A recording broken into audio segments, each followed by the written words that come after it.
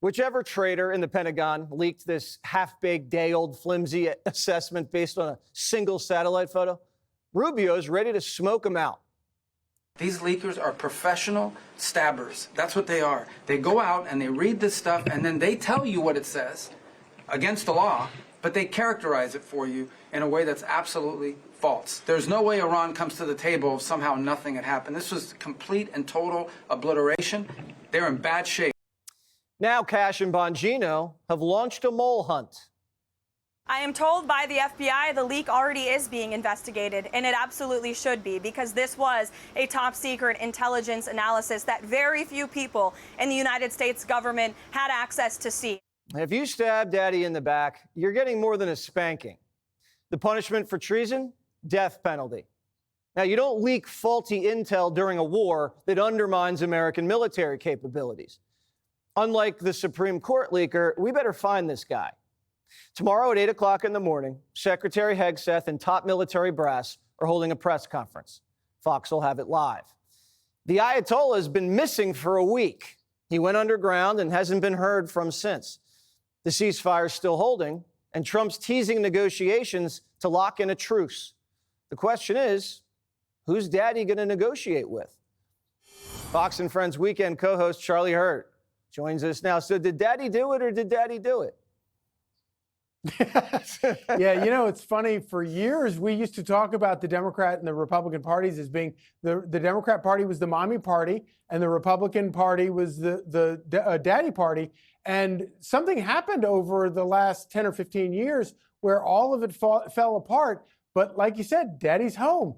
The Republican Party is back to being the daddy party. He gets things done. It's not always pretty. Sometimes he has to raise his voice and yell at people, but he gets things done. And I think the American people are clearly down for it. Now, Charlie, you don't know what's underneath that mountain. I don't know what's underneath that mountain. But if they drop bunker busters down a ventilation shaft, several of them, and these are the biggest, most powerful conventional bombs we have in our arsenal, I think they did some damage. Yeah, I think that's probably pretty safe to say. But the most important thing, of course, is we don't know. It's going to take time to find out. I can't wait to find out what the damage actually was. But what we're talking about here is, and I get why a reporter tries to get this stuff, whatever, and she's a moron. She doesn't know what she's talking about, shouldn't characterize, but I get why they want to get this sort of stuff. The real question is, who was it inside the administration, inside the government, that leaked it? And if you don't believe in the deep state after this, then then you've lost your mind.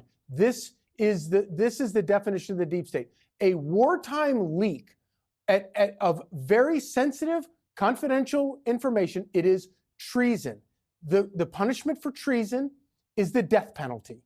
This is not a joke. I think that it's and I pray that they do not back down on this, that they get to the bottom of who it is, and they can find who leaked this information. It is treason.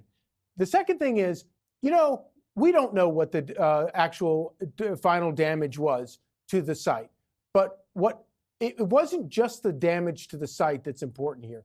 It's the demonstration that Donald Trump is willing to do this. So if Iran does rebuild its nuclear capacity in a month or a year, you know what's going to happen?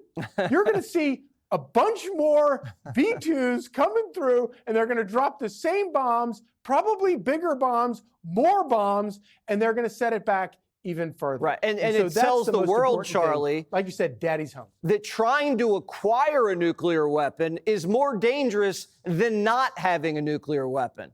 And this leak undermines that. This leak says to the whole world, you can go underneath the mountain and nuke up, and the United States can't do anything about it. But when's the last leak that was accurate? Do you remember?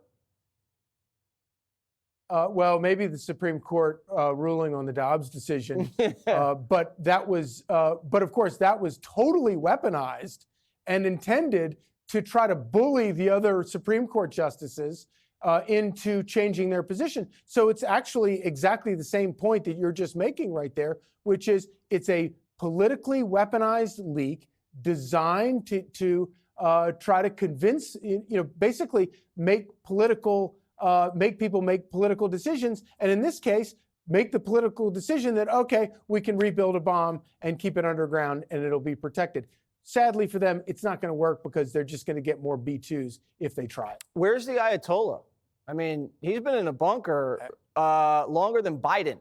It's really interesting about the Ayatollah. And this, obviously there was some division in the among MAGA supporters about whether or not this was a wise thing to do. I think that the outcome of it proves that President Trump made the wise decision.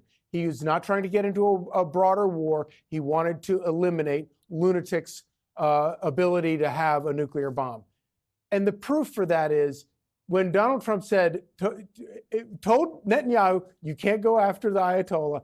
And he even sent out the tweet saying, the Ayatollah, we know where you are, but we're not going to kill you right now, is proof that Donald Trump is not looking for regime change. He's looking to keep nuclear weapons out of the hands of stark raving lunatics.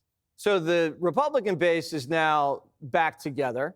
The Democrats are voting for commies. I mean, they're just a mess. So he's over in Europe. He's got the Europeans calling him daddy. He's got them all throwing money at new armaments. He's going to come back. It's going to be July 4th. Fireworks are going to be going off. They're going to try to pass this big, beautiful bill. What kind of momentum does he have? Oh, I think it's like nothing we've ever seen. I don't think we've ever seen a president with more authority and power and political chits than this guy has right now. And I think it will carry over into getting his big, beautiful bill passed. But the great thing is that on the left, we get criticized for like making hay out of all the, the transgender stuff and all the nonsense. We're not making this up. New York City, Democrats in New York City literally just nominated a communist, a full-blown communist who wants government-run grocery stores in New York City, who also is like pretty virulently anti-Semitic, but he's also a communist. And so we're not making this up. This actually happened. And Donald Trump is going to get to run against all of this. Republicans are going to get to run against all of this, against real people, real politicians in real places making real commie decisions. And it's going to be so good for the Republican Party. And my prayer is that Republicans remember their principles and stick to limited government, common sense, America first, Trump agenda, and they could be in power for the rest of our lives if they stick to it, and you have Democrats doing what they're doing in New York City. Well, I just can't wait to send Johnny to a government-run grocery store. Oh, I can't wait. It's going to be gold. It's going to be gold. Charlie, good to see you. Click here to subscribe to the Fox News YouTube page to catch our hottest interviews and most compelling analysis. You won't get it anywhere else.